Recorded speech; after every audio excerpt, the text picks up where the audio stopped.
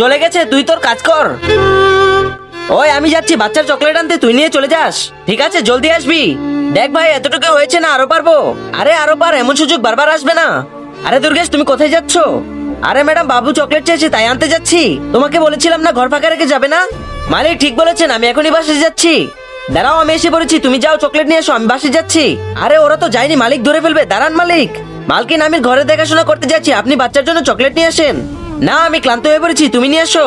আরে আমি কি করব, ওদেরকে যেভাবে হোক তাড়াতে হবে। আরে মনে হয় মালিক চলে এসেছে, এখন আমি কি করব? নে বস্তা ধর। মালিক এসেছে, জলদি জলদি নেমে পড় জলদি। এই নাও তোমার কমিশন। দুর্গেশ, আজকে তো আমার সব সত্য বের হয়ে গেছে, তুমি ওদের সাথে মিলে আমার কমলা চুরি করেছো, চলো পুলিশের কাছে।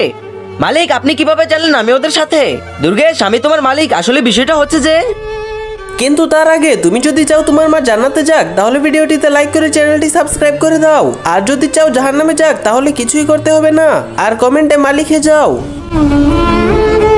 এই রশি এখানে কি করছে? এই নাও এই মাসের বেতন। আরে আমি তো ওকে এত বেতন দিই না যে স্কুটি কিনবে, ও স্কুটি কিভাবে কিনলো? তোমার চাকরি তো গেছে, আর তোমাদেরও ছাড়বে না, চলো পুলিশের কাছে। বন্ধুরা, তোমরা কখনো অন্যায় কাজ করবে না।